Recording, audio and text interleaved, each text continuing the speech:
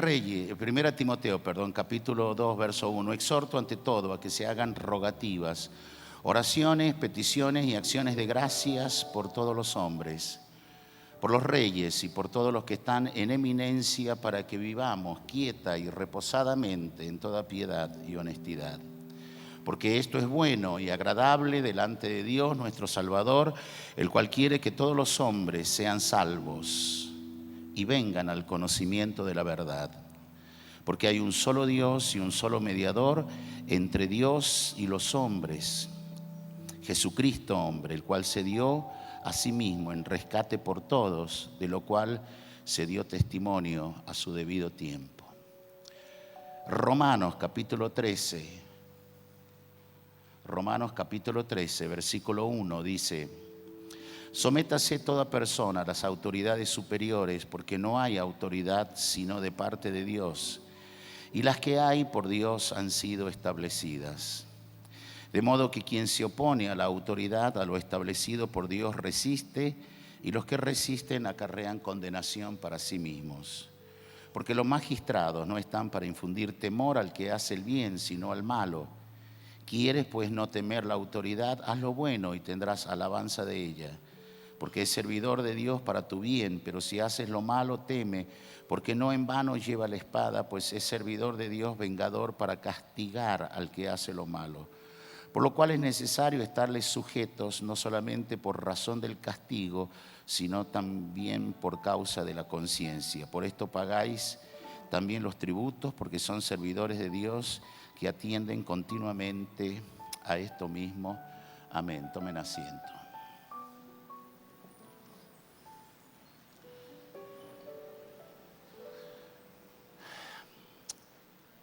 Un tema que quiero que lo escuche con atención, que ponga por favor sus celulares en silencio total o los apague, porque es un tema que no se lo comparte normalmente en las reuniones de los domingos. Y yo quiero que usted escuche bien lo que dice la palabra en cuanto a justicia gubernamental.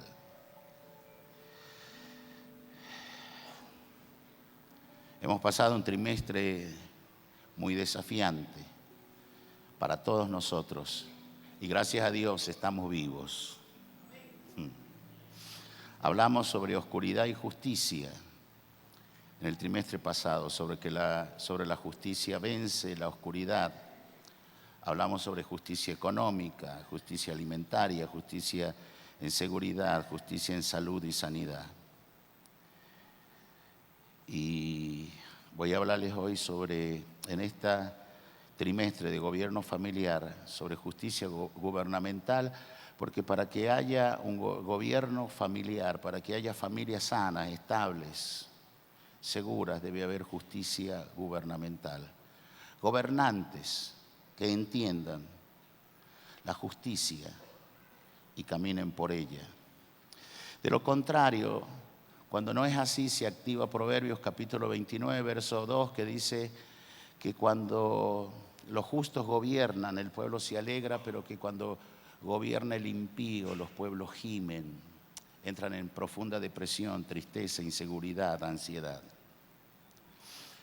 Hablamos sobre la justicia en temas anteriores, que no es venganza personal y que no es juicio ni castigo, y que Dios no es el gran sicario tuyo para andar matando, castigando a la gente cuando a ti se te levantan emociones y deseos de venganza.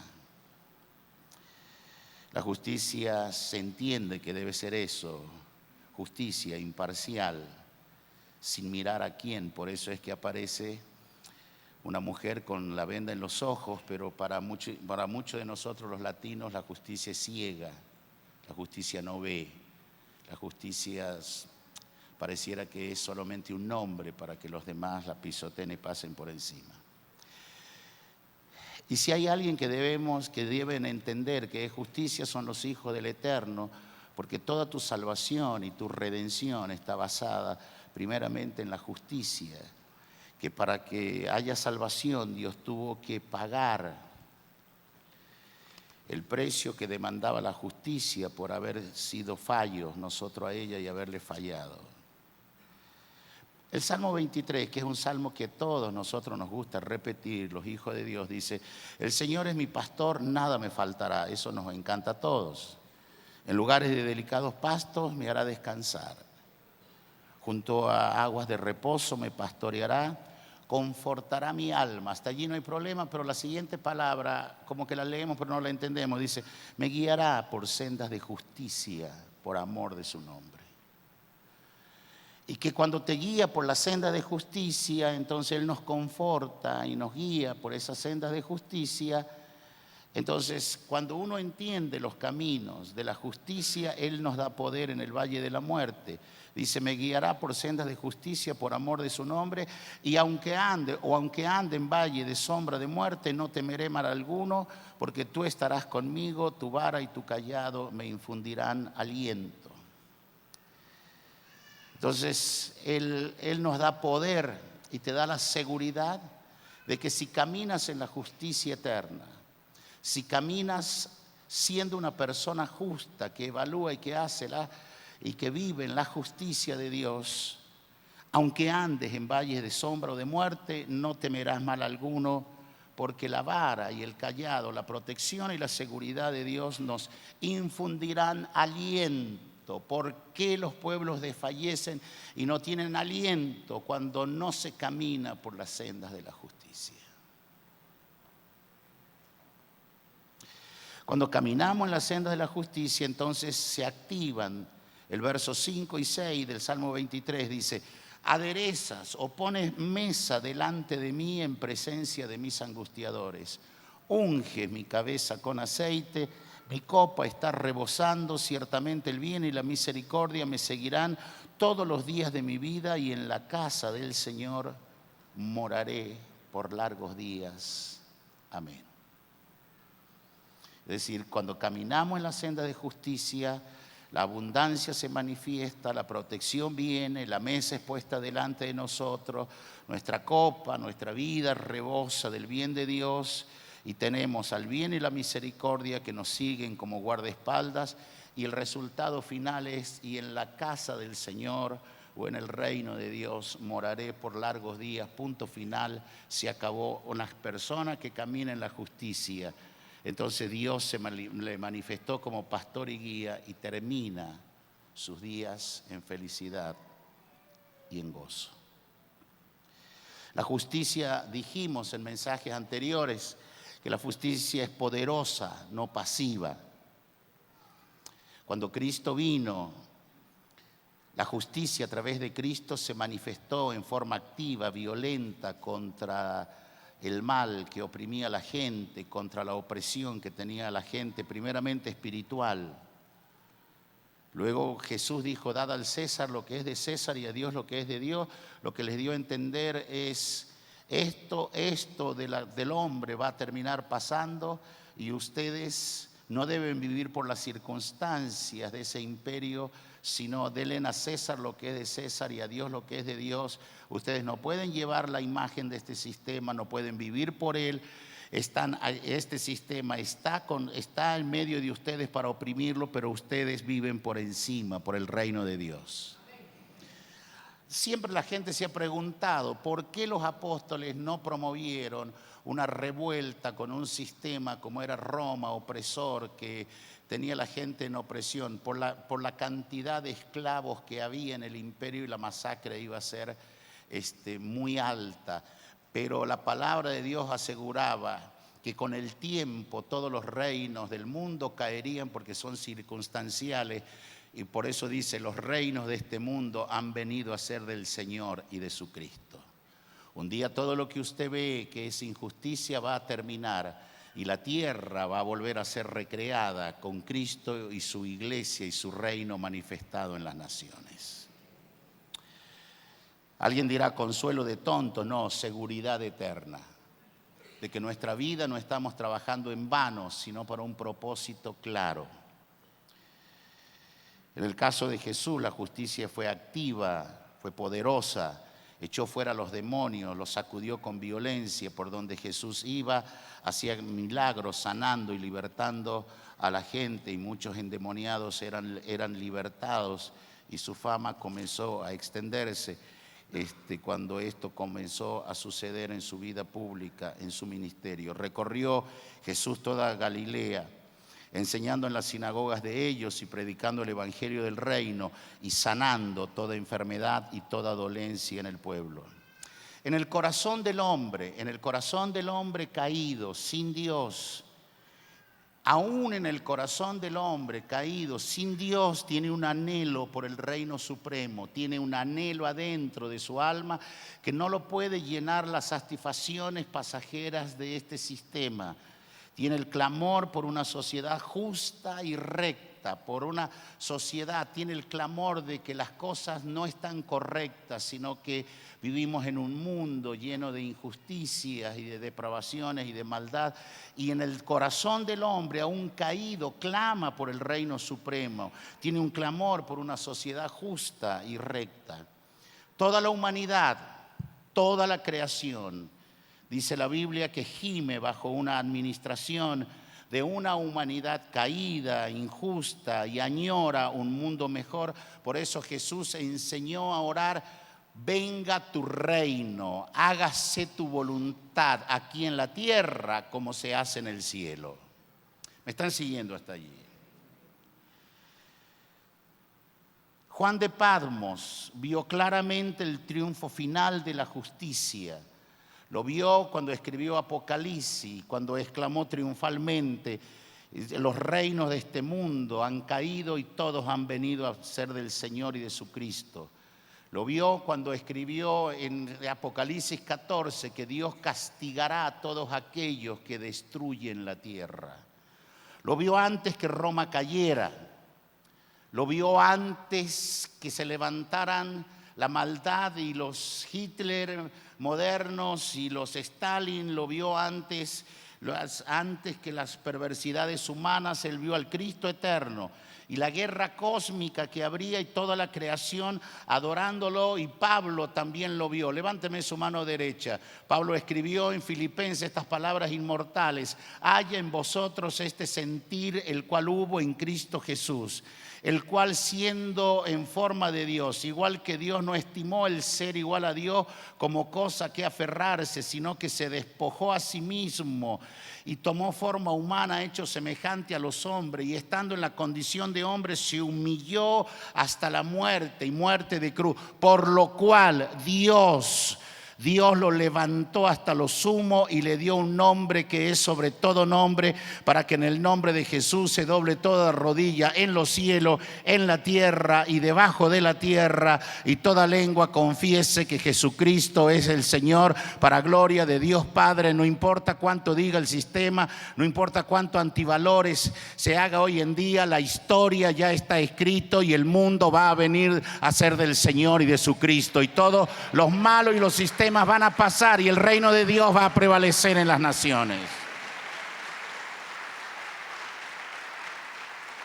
Juan pudo ver esto porque encerrado en Patmos no tuvo lástima de sí mismo. Abraza a tu hermano y dile: si quieres ver el reino triunfante, debes dejar de sentir lástima por ti. Él no estaba viendo el terror de Roma, la opresión de Roma, el desastre de Roma, ni sus injusticias que hacía. Él vio el triunfo final porque él estaba en el día del Señor. Dice: estando en el día del Señor, yo vi al Señor y oí una voz fuerte que me decía: no temas, yo soy el primero y el último, tengo las llaves del Hades y de la muerte. Y es decir, yo soy el Dios que tengo la primera palabra y la última palabra, y todo esto va a pasar. Yo le dije a una persona hace un tiempo que tiene un cargo público, le dije: está bien, tú puedes hablar de eso, pero hablemos de esta reunión dentro de 200 años. En 200 años, tú vas a estar vivo, no vas a estar vivo, todo se habrá ido y nadie te va a recordar. Y si hiciste las cosas mal, estarás de la otra parte de la historia. Si hiciste las cosas correctas, serás recordado. Pero en 200 años, tú y yo no vamos a estar aquí, pero Cristo y su iglesia, si el Señor no viene antes, va a seguir existiendo. Si va a aplaudir, apláudele al Señor, porque recién estoy entrando.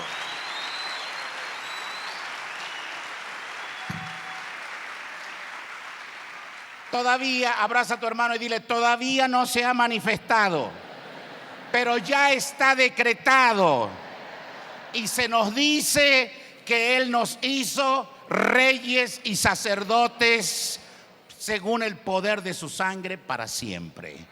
¿Qué eres tú? Un rey. ¿Un rey qué hace? Domina. Un rey no tiene mente de plebeyo, no tiene mente de escaso, no tiene mente de decir, ay, mañana qué será, ¿dónde estará mi bolsa Clark? No, un rey domina sobre todas las circunstancias. Un rey domina y un sacerdote adora a Dios. ¿Qué eres tú? Eres rey y sacerdote delante del Señor. Entonces, quiero leerles unas frases que escribió el rabino mesiánico Jonathan Cahn, cuando habla acerca de lo que Salomón expresó acerca de pesas y balanzas justas que le gustan a Dios y que las pesas falsas le son abominación delante del Señor. El maestro me llevó a una cámara que nunca antes me había enseñado. Nos sentamos en una mesa pequeña. Él abrió una bolsa de tela llena de piedras pequeñas y las volcó sobre la mesa. Eran redondas y coloridas y cada uno tenía una inscripción con la que parecían ser letras antiguas. ¿Qué son?, pregunté yo. Son los abanín, dijo él, las pesas de la balanza. Y esta es la cámara de las medidas. Estas eran las medidas y estándares que se usaban en la antigüedad para calcular valores, pesos y cantidades. Entonces sacó una segunda bolsa y vació su contenido sobre la mesa. Estas parecen iguales que las otras, pero no lo son. Estas son medidas falsas, pesos alterados. Las inscripciones se han cambiado, con lo cual no corresponden al peso de la piedra. Esta dice shekel, pero pesa menos de un shekel. La usaría un mercader corrupto para hacer parecer que algo era más pesado o más grande de lo que realmente era. El mercader habría redefinido la medida para conformarla a su voluntad o a su antojo. Él tomó una de las piedras y luego continuó. Las pesas alteradas no solo estaban relacionadas con los mercaderes corruptos, sino con civilizaciones corruptas.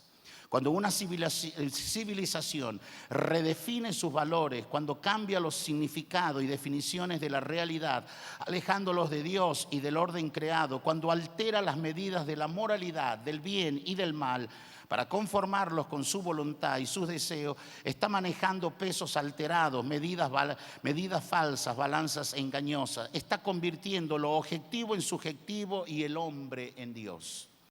En ese instante vació otra bolsa de pesos en la mesa y comenzó a leer sus inscripciones. Esta dice bueno y en el otro lado dice malo. Esta dice vida y en el otro lado dice muerte. Ídolo y en el otro lado dice Dios. Varón y hembra, santo y profano. Esta dice matrimonio y esta dice hijo en el vientre. Todos se han convertido en pesos alterados, medidas falsas, valores cambiados, señales de corrupción. Entonces, ¿cómo uno se escapa de la corrupción de los pesos alterados? Nunca tuerzas la verdad para que se encaje con tu voluntad. Tuerza tu voluntad para que encaje con la verdad. Nunca alteres la palabra de Dios o conforme a Dios o a su imagen. Altera sus caminos. Nunca alteres sus caminos para conformarte a ti mismo, sino altera tus caminos para que sean conforme a la palabra de Dios y conforme a la vida, a la imagen de Dios. Tenga cuidado con los falsos estándares y aléjese de los pesos alterados. Todos los días, póngase la mano en su corazón un momentito, en su pecho. Todos los días tú y yo tenemos que escoger si vamos a vivir con balanzas justas o balanzas injustas. Si vamos a ser personas que los domingos dicen gloria a Dios y aleluya y en la semana se comportan como unos diablos. Que aquí dicen y claman y dicen, es verdad lo que dice el apóstol, la justicia, pero cuando sales de aquí la evades, la transgredes y la pasas por arriba. Cuando ya no te importas, con tal de que tengas la solución, no importa qué trampa se hace. Con tal de lograr lo que se tiene, no me importa si estafo, si miento, si robo. Total, Dios sabe, Dios me tiene que entender, Dios conoce esta situación que estoy atravesando. Cuando comenzamos a contemporizar allí, entonces comenzamos a alterar. Entonces tú no puedes presentarte a cargos públicos siendo un corrupto interior, porque entonces vas a tener el poder y vas a tener la autoridad para ejercer más opresión y tristeza y angustia, porque tus valores internos están alterados. No tienes balanza justa, tienes balanzas equivocadas, alteradas. Y para todo lo que haces tienes una explicación de por qué lo haces, una explicación racional y lógica. Entonces comienzas a aceptar que el matrimonio entre personas del mismo sexo no debe ser tan malo, por más que Dios lo diga abominación. Porque entonces comienzas a justificar lo injustificable. Y cuando tú comienzas a vivir y el mundo pasa de ser negro y blanco, rojo o azul, a ser todo un gris continuo, entonces estás en la decadencia de una civilización. Estás ante el arrebato de la moralidad, de la justicia y la paz. Y entonces esa nación se está quedando sin futuro y se está quedando sin destino. Lo que vas a entregar a tus hijos y a tus nietos es una sociedad salvaje que prevalecerá donde el más fuerte y el que tenga mejores contactos para prevalecer. De lo contrario será hombre muerto igual. Entonces comienzas a ver que los niños especiales en realidad no son especiales, sino son un estorbo y habría que eliminarlos. Que la gente que no ve y que hoy son un problema, habría que sacarlas del medio. Y entonces comienzo yo como médico también a asistir a la muerte deseada. Es decir, pongo allí y voy buscando que me legislen que se puede una persona suicidar de mutuo consentimiento con la parte médica asistida con una inyección. Entonces comienzo a fomentar la muerte y no la vida, porque dentro de mi corazón las pesas han sido alteradas. Y cuando todo en ti ha sido alterado, tú eres un peligro si anhelas un cargo público, porque allí te vas a volver más corrupto de lo que eres hoy, porque vas a tener más poder y autoridad para hacerlo. Entonces tú no puedes cambiar algo malo teniendo cosas no arregladas en tu interior.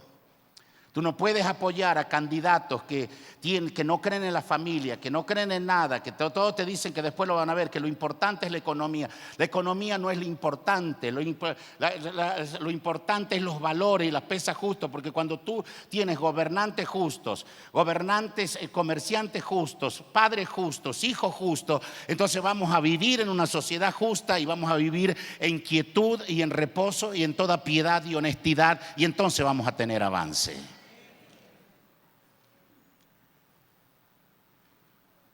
Pregunta el que está al lado, ¿cómo están tus pesas y tus balanzas?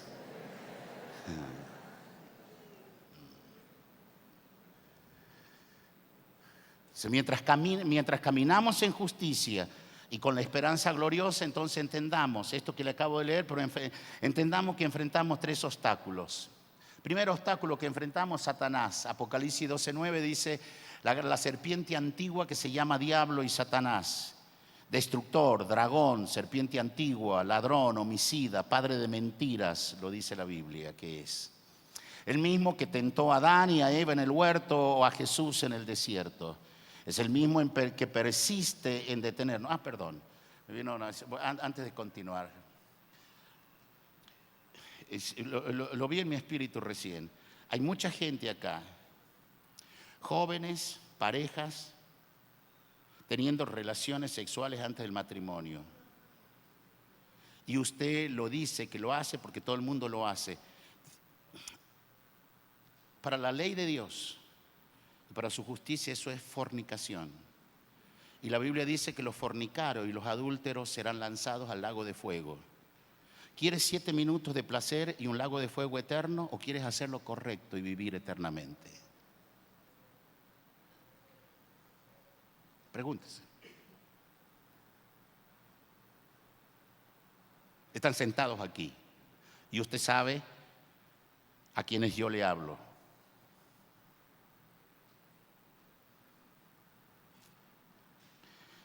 El mismo que tentó a Adán y Eva en el huerto, el mismo que tentó a Jesús en el desierto, el mismo que persiste en detenernos para que no entendamos ni expresemos la justicia de Dios a través de nuestras vidas. Resiste constantemente al gobierno justo y procura pervertir la justicia en todas partes y mostrarla solo como una ilusión y no como una realidad. Segundo enemigo que enfrentamos es nuestro yo. Con Cristo estoy juntamente crucificado y ya no vivo yo, Cristo vive en mí. Y lo que ahora vivo en mi cuerpo, lo vivo para el Hijo de Dios, quien me amó y se entregó a sí mismo por mí. El yo, nuestra carne, es el gran aliado de Satanás. El egoísmo, la gratificación de la carne, la conciencia cauterizada, todo se presta para debilitarnos, para que no mostremos la justicia divina en nuestros hechos y en nuestras palabras y actitudes. Y tercero enemigo que enfrentamos en este camino de caminar en la justicia son las circunstancias. La gente no es nuestra enemiga. Pablo lo definió: no tenemos lucha contra sangre y carne, sino contra principados, potestades, gobernadores de las tinieblas, huestes espirituales de maldad en las regiones celestes. Pero la gente es a menudo, aunque la gente no es nuestra enemiga, la gente es a menudo parte de las circunstancias adversas que en un momento dado nos parecen insuperables y nos parecen que nada va a cambiar, sino que todo se va a seguir igual o se va a ahondar aún más y el mal se va a fortalecer. Cualquier justicia que se fundamente sobre las circunstancias en vez de la palabra inmutable de Dios está condenada al fracaso y está destinada a traer opresión y angustia a los pueblos. Los pronunciamientos pueden ser correctos, las frases pueden ser correctas, pero si está basada sobre la circunstancia va a estar condenada al fracaso. Las circunstancias cambian continuamente. Continuamente están cambiando las circunstancias. Hace 40 años atrás, 45 años atrás, la década del 70, todo el mundo quería venir a Venezuela. Todo el mundo quería venir aquí. Ayer, el viernes en la noche, estaba hablando con una persona, agente de viaje, y me hacía recordar una publicidad que se hizo en la década de los 70 sobre Venezuela es tuya. Y entonces era una publicidad a nivel global, que la tuvieron que pararla de tanta gente que venía. Y realmente decían que era un paraíso. Visitar Los Roques, ir a la isla de Margarita, ir a Canaima. La gente iba y la atención era tan buena en Viasa en aquellos años.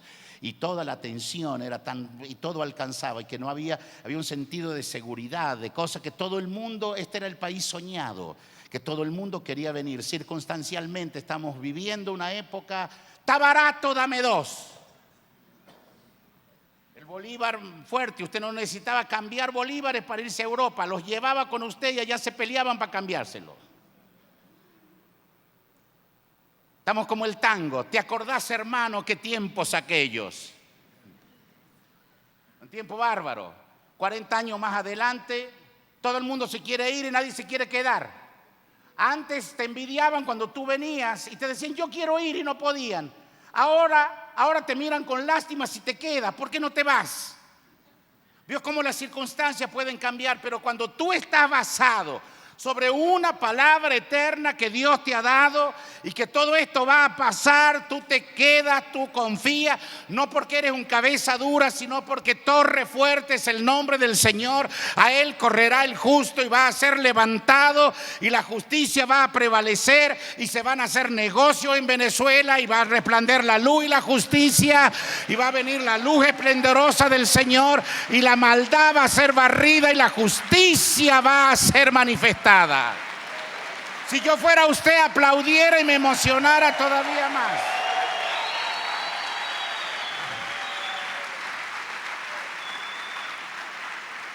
Quiero que abrace a 2 o 3, dile: Dios no nos ha dejado indefensos. Gríteselo: Dios no nos ha dejado indefensos.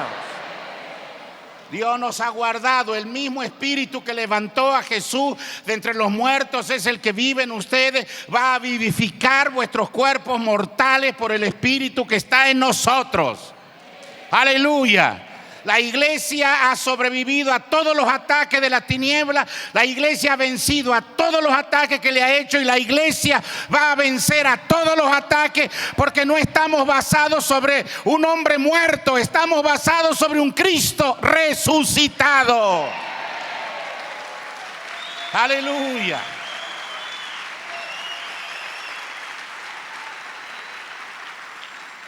Póngase de pie y salude a 2 a 3 como si realmente Cristo hubiera resucitado, porque algunos tienen una cara de angustia como si estuviera muerto.